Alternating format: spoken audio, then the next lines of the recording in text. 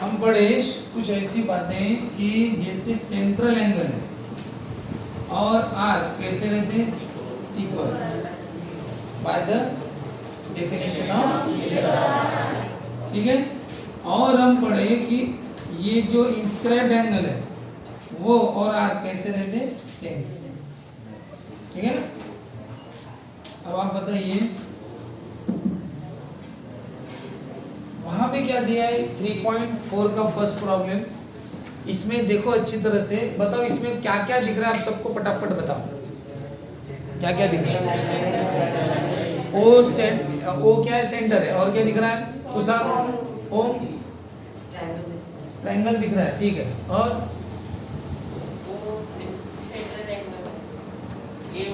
एओ भी central angle है, ठीक है। और एंगल एसीबी दिख रहा है, इंस्क्राइब्ड एंगल बोल रहे हैं, सही बात है ना। हाँ यश बीबी कॉर्ड, हाँ ए बी क्या है कॉर्ड है, सही बात है। कॉर्ड कौन कौन से इसमें ए बी है, ऐसे एसीबी है, बीसीबी है। हाँ प्रियांशु रेडियस एओ, हाँ रेडियस दिख रही है इसको, कौन सी ओए और ओबी, सही बताया। सिद्धांत आर आर्क आर के भी, हाँ आर के भी, ठीक है आर के भी है ये आर कौन सा है सी, ये आर कौन सा है बी सी। अब इसके थोड़े एडवांस लेवल पे जाएंगे, बताओ पायल कुछ और कोई भी बताओ अभी गर्ल्स में बैठ नहीं रहा अभी पढ़ाई को। हाँ बोलो। इस क्वेश्चन में ऐसा दिया है कि ये सी है इंस्क्राइब्ड एंगल, वो है सेंट्रल एंगल, सेंट्रल एंगल और आर्क इक्वल है। इंस्क्राइब्ड एंगल क्या रहता है आर्क के हाफ, ये तीनों कॉर्ड है और ये दो रेडियस है, रेडियस कैसी रहती है इक्वल। लेकिन आपको इस क्वेश्चन में दिया है chord A B is equal to the radius. पहले तो मैं इनको इक्वल लिखता हूँ, O A equal to O B, बताओ ये दोनों इक्वल क्यों है। Radius of the same circle. अब बताओ गिवन क्या है, chord A B is equal to the radius of the circle, ऐसा दिया है। Reason given. तो बताओ chord A B is equal to the radius of the circle, तो ए बी किसके साथ इक्वल है रेडियस, रेडियस कौन कौन है ओए और ओ बी। तो बताओ तीनों इक्वल नहीं हुए क्या। कॉर्ड ए बी रेडियस के साथ इक्वल है बोलते हैं, तो तीनों इक्वल हो गए। तो तीनों इक्वल हो गए तो triangle O A B equilateral triangle. और अब बता इक्विलैटरल ट्रायंगल है, हाँ O is the centre of the circle से शुरू करेंगे। हाँ चलो बताओ ये दोनों सेम है, ठीक है रेडियस है। दिया है कि कॉर्ड ए बी रेडियस के साथ इक्वल है बोलते हैं, इसका मतलब तीनों सेम हो गए, हो गया इक्विलैटरल ट्रायंगल हो गया। अब इससे क्या फायदा होगा, आपको पूछा क्या क्या है, आपको पूछा एंगल एओबी कितने का है बोलते, उसके बाद पूछा एंगल एसीबी कितने का है बोलते, उसके बाद आर्क भी पूछे हैं। तो बताओ ये एंगल एओबी कितने डिग्री का है, आप में से कोई हाथ ऊपर उठाओ पहले। 60 डिग्री का, क्यों 60 का है ना। तो देखो क्या लिखेंगे, angle AOB is equal to 60 degree, reason angle of equilateral triangle. चलो बताओ ये तो मिल गया एओबी 60 डिग्री का। चलो बताओ आगे का बताओ, उन्होंने आर्क भी पूछा है, आर्क के भी कोई बताएगा, आर्क के भी हाथ ऊपर उठाओ पहले, पहले हाथ ऊपर उठाओ। और यश कैसे क्या, सेंट्रल एंगल और आर्क कैसे रहते हैं, तो क्या लिखना, लिखने का तरीका बताया था, angle AOB is equal to measure of arc A B, reason by the definition of measure of N. बताओ एंगल एओबी कितने का है 60 का, तो बताओ मेजर ऑफ आर्क एबी भी कितना होगा 60 डिग्री। चलो ये भी मिल गया 60 का। अब बताओ ये वाला एंगल कितने का होगा? 30 कितने डिग्री का? 30 एंगल और आर्क का फॉर्मूला है। अब तुम इस एंगल को देखो और इस आर्क को देखो, एंगल आर्क, बाकी मत देखो, एंगल और आर्क। बताओ क्या फॉर्मूला लगे तो फिगर ए सी बी है और ये आर्क है, पता है? बताओ दिख रहा है अभी? बोलो क्या लिखते हैं? Measure of angle ACB equal to measure of RAB by 2। एक पढ़ेगा ना, इधर एंगल का नाम उधर आर्क का नाम। बताओ रीजन? Inscribe angle. बताओ RAB कितना है? 60 बाय 2 कितना हो गया? 30 हो गया। अब बताओ, अरे ये भी मिल गया हमें 30। अब क्या क्या पूछा है? चौथा RACB पूछा है। RACB कितना बड़ा, कितने का है? बोलिए ये कितने का है? 60 ये कितने का है? बोलिए 300 कैसे करेंगे, क्या करेंगे बताओ? 360 मेजर ऑफ RACB में क्या मिलाएंगे? मेजर ऑफ RAB, दोनों मिलके क्या बनता है? सर्कल बनता है ना रे। ये ACB और ये AB मिल गए तो क्या मिलता है? सर्कल ही बन गया। तो इक्वल टू क्या लिखना? 360। रीजन क्या लिखते हैं? रीजन मैं नाम लेके पूछूंगा क्या है reason? Measure of a circle. बताओ ये कितने का है? नहीं पता। ये कितने का है? 60 और प्लस का क्या करूँ उधर जाके? हो गया सॉल्व? करो हो गया। जिसको समझना है फिर से वो ध्यान। दो रेडियस दिख रही थी और इस क्वेश्चन में ऑलरेडी दिया था कि कॉर्ड इक्वल टू रेडियस है, तो कॉर्ड और रेडियस इक्वल है तो तीनों इक्वल हो जाएंगे। तो यानी तीनों इक्वल रहे तो क्या बोलते हैं? Equilateral triangle. इक्विलेटरल ट्रायंगल है तो हर एंगल कितने डिग्री का है? 60 का। AO भी कितना हुआ? 60 का। तो एंगल और आर्क सेम रहते हैं, सेंट्रल एंगल, तो वो 60 का है तो आर्क भी कितने का होगा? 60 का। अब बताओ आर्क और एंगल में रिलेशन, जैसे इस आर्क और इस एंगल में, वैसे इस आर्क और इस एंगल में भी रिलेशन है ना। हाँ, तो एंगल इक्वल टू क्या लिखना? Angle ACB equal to RAB by 2, फिर 60 बाय 2 कितना हो गया? 30। इस तरह से आपको एंगल ACB मिल गया। अब उसके बाद हो गया। अब क्या पूछा है आपको? आर्क ACB पूछा है। ACB इतना बड़ा आर्क है, उसमें AB अगर मिला दिया बचा हुआ तो दोनों मिलकर सर्कल कंप्लीट होता है, यानी कितना डिग्री? 360। ये पता नहीं, ये पता है तो इस तरह से कर। किसी भी ट्रायंगल में अगर हम किसी साइड को एक्सटेंड करते हैं, जैसे मैं इसको एक्सटेंड करता हूँ, तो वहां पे कौन सा एंगल बनता है? अगर मैंने तुम्हें एक्सटेरियर एंगल दे दिया एक्सटीरियर बाहर वाला दिया 100 डिग्री का है और बोला ये वाला ए एंगल 60 का है, बताओ बी कितने का होगा? तो हम बी बता सकते हैं, बी भी बता सकते हैं, सी भी बता सकते हैं। बी ए डी ए कौन से एंगल है? दोनों लीनियर पेयर। तो टोटल कितनी होगी? 100 है तो ये 80 होगा। चलो बताइए कितने का होगा? एक्सटीरियर एंगल थ्योरम बताया क्या? क्या होता है एक्सटीरियर एंगल? कौन सा नाम है? ACD ना, उसको अकेला लिखना पड़ता है और बाकी दोनों को साथ साथ। कौन से दोनों? बाजू वाला छोड़ के A और B 3 लेटर में लिखना लगे तो बताओ ये कितने का है? एक्सटीरियर 100, ये कितना है? 60, B पता नहीं है। एंगल B कितना मिला? एंगल B कितना मिला? 40 मिला। इस तरीके से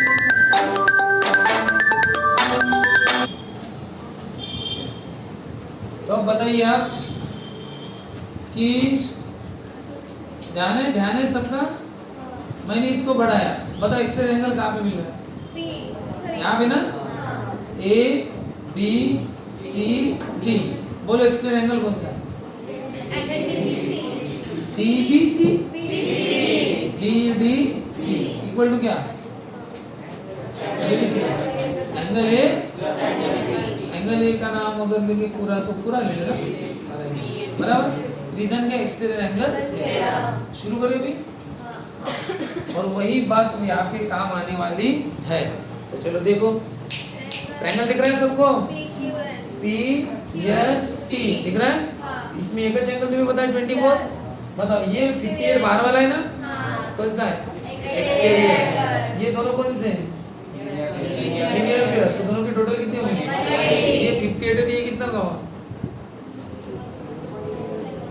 ना टोटल।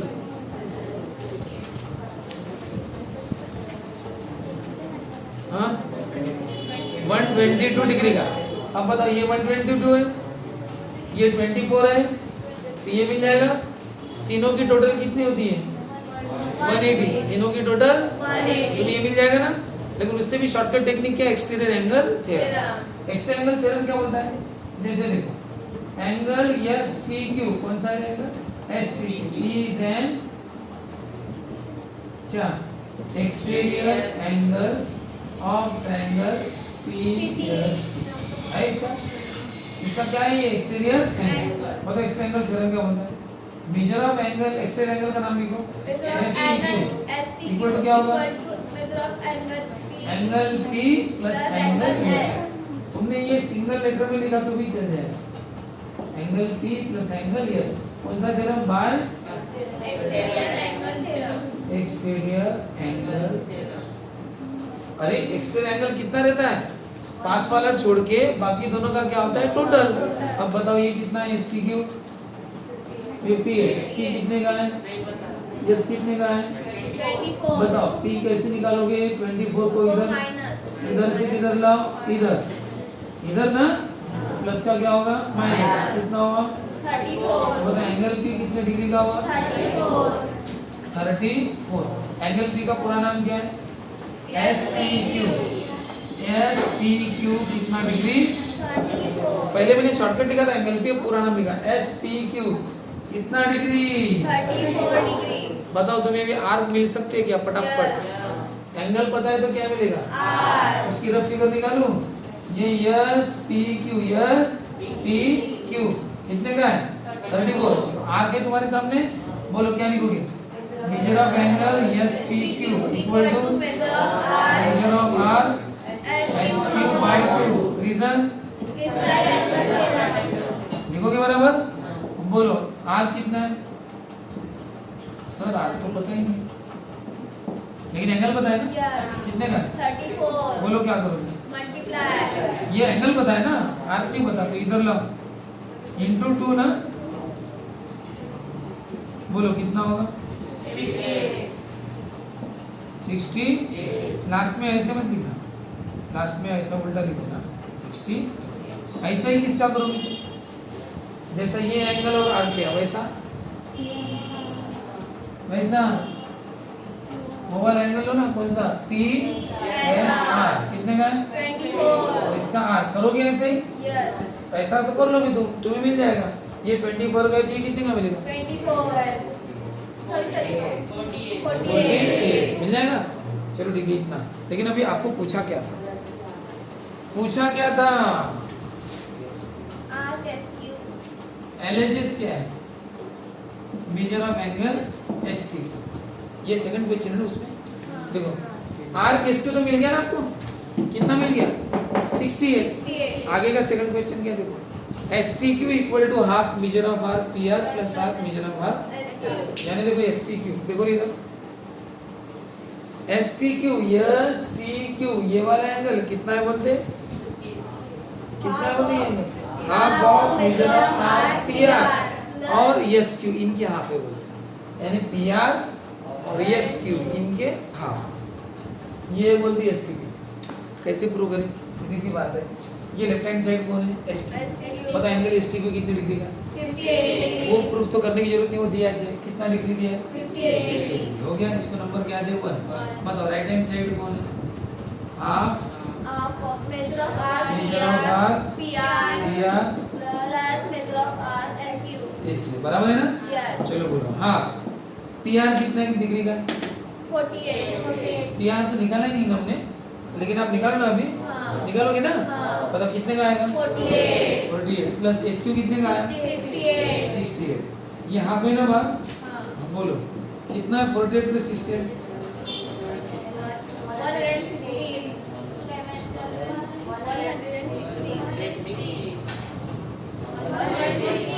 हाँ।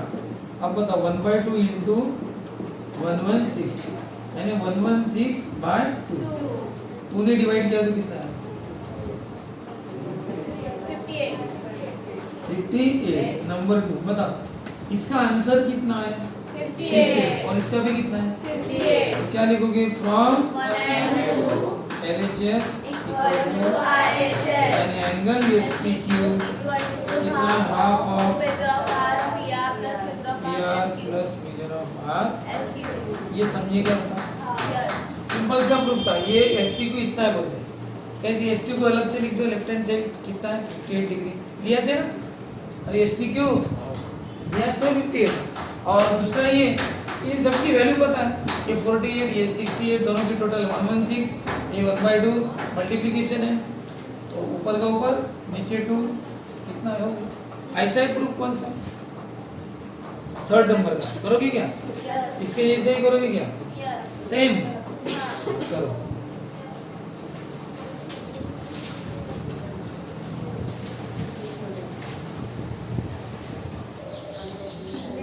क्या नाम है इसका? Measure of angle PSR, measure of R PR by reason inscribe angle theorem पूरा लिखना है। एंगल कितने का है? 24। मेजर ऑफ R PR नहीं पता, 2 ने डिवाइड किया तो क्या करो? मल्टीप्लाई।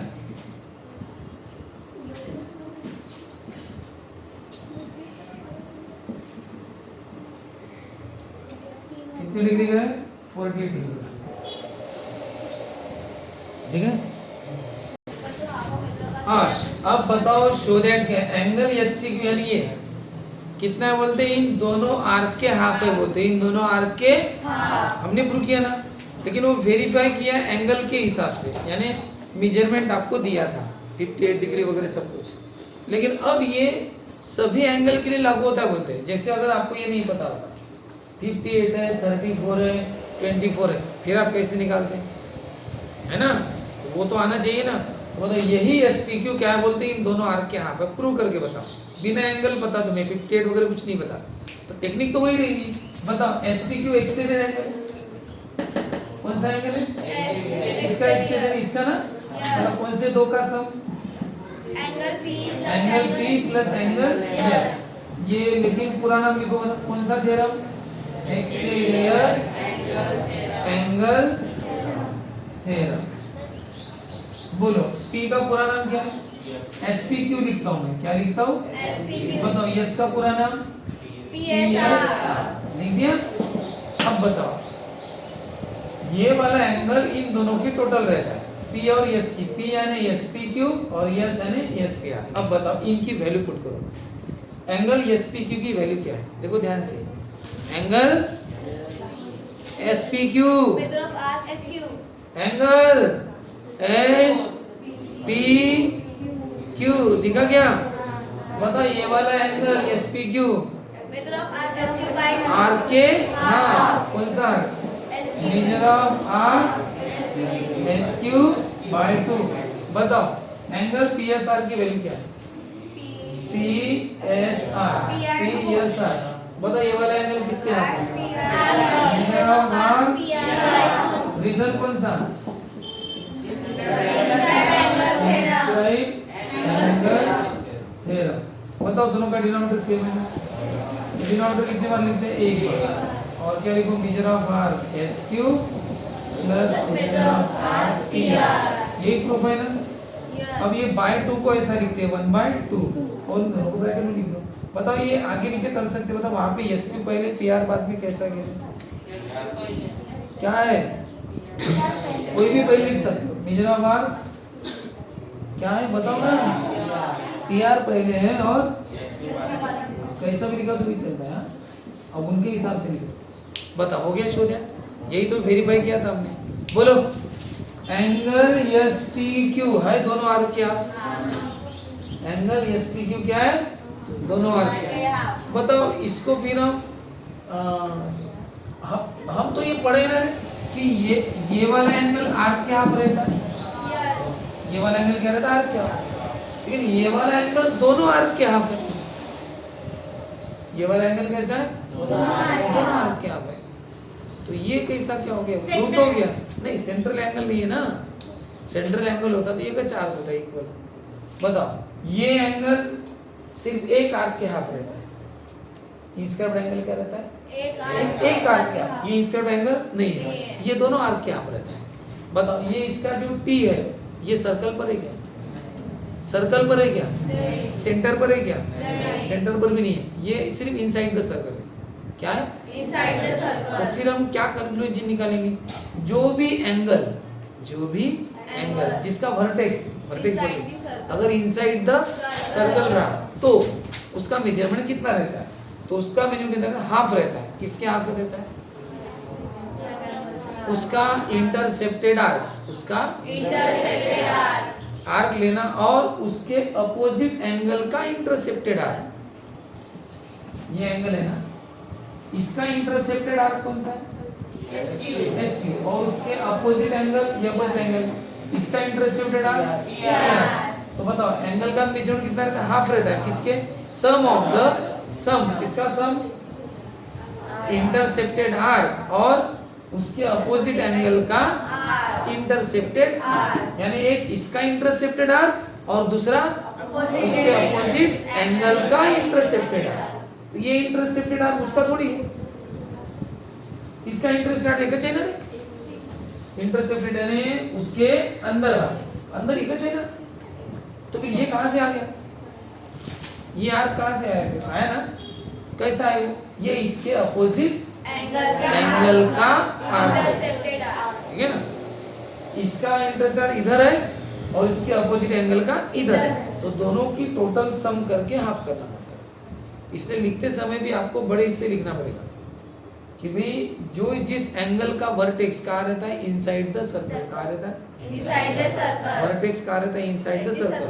वो इस एंगल का मेजरमेंट कितना रहता है? हाफ ऑफ द, क्या रहता है? हाफ। किसके हाफ? इट्स इंटरसेप्टेड आर्क, उसका इंटरसेप्टेड आर्क और उसके अपोजिट एंगल का इंटरसेप्टेड आर्क। उनका सम, उसके हाफ। सम करना पड़ेगा ना, तो ऐसा लिखना पड़ेगा। तो लिखेंगे हम, तो पहले आप लिख लो।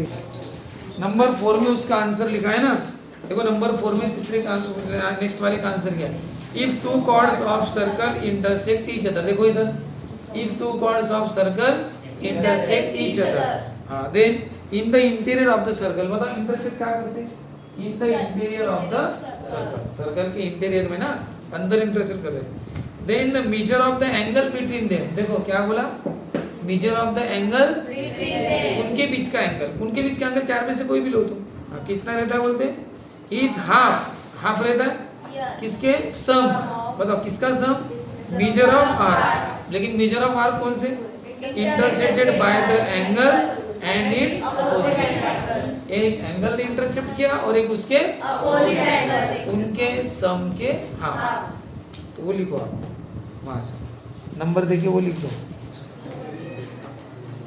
देखो ये दो कॉर्ड एक दूसरे को क्या कर रहे हैं? इंटरसेप्ट। तो इनका वर्टेक्स कौन सा बना? ये चारों का वर्टेक्स है 1 2 3 4। अब कोई भी एक एंगल लो, जैसे मैंने ये वाला एंगल है, कौन सा एंगल है? CEB। बताओ एंगल CEB ने कौन सा आर्क इंटरसेप्ट किया है? CB। और इसका वर्टिकली अपोजिट है ना ये वाला, इसने कौन सा किया? AD। तो इसने CB को किया, इसके वर्टिकली अपोजिट ने AD को किया। हम क्या पढ़े? पहले लिखना पड़ेगा ना, angle CEB has its vertex E। पता है इसका वर्टेक्स E है ना, इज इनसाइड द सर्कल। इसका वर्टेक्स E सर्कल के अंदर है। एंड इंटरसेप्ट आर्क, और कौन से आर्क को इंटरसेप्ट करता है? CB या BC। And it's vertically opposite angle, और उसका वर्टिकली अपोजिट एंगल कौन सा? AED। इंटरसेप्ट आर्क पता कौन सा आर्क को कर रहा है? AD को। तो therefore angle CB equal to half of measure of arc BC plus measure of arc AD। कोई इसको by the theorem of intersecting secants लेते हैं, जाने दो वो उतना ऐसा है।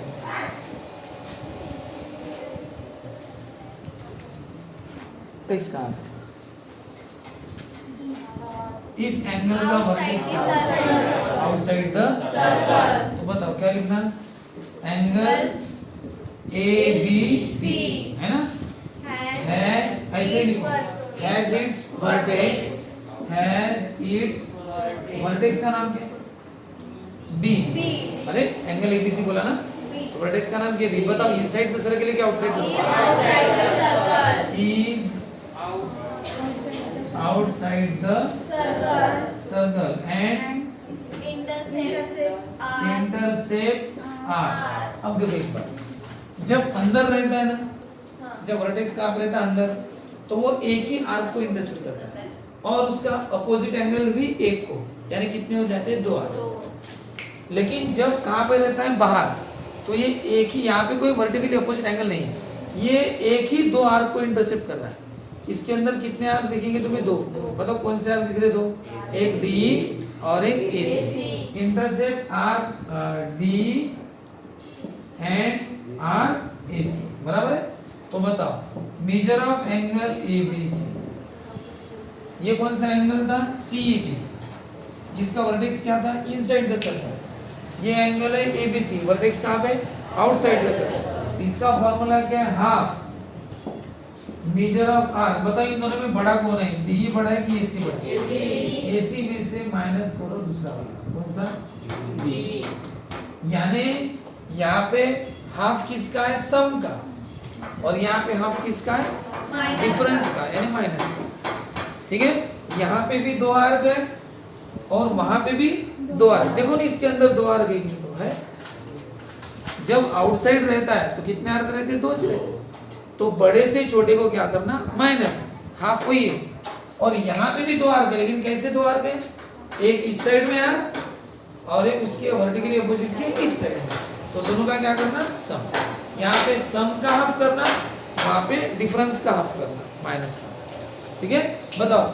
लेकिन फॉर्मूले में एंगल का फर्क है। इसका वर्टेक्स कहाँ पे? इनसाइड द सर्कल, और इसका वर्टेक्स क्या है? Outside the circle. ठीक है, तो अभी 4 फॉर्मूले अपने एंगल वाले हो गए। लक्ष्य कर, 4 फॉर्मूले एंगल वाले कौन से? देखो, पहला, इसका वर्टेक्स भले ही अंदर है, वर्टेक्स अंदर है, तो ये वाला फॉर्मूला लगेगा क्या? नहीं लगेगा। वर्टेक्स अंदर जरूर है, लेकिन वो सेंटर से। कहाँ पे? सेंटर में। इसलिए यहाँ पे क्या होगा? Measure of angle A B C equal to measure of R. Angle और आर्क सेम रहते, ये वाले फॉर्मूले नहीं लगेंगे, क्योंकि वो सेंटर में है ना। ऐसा है वो, अगर बी सेंटर है तो की बात, हाँ, if B is the centre of the circle.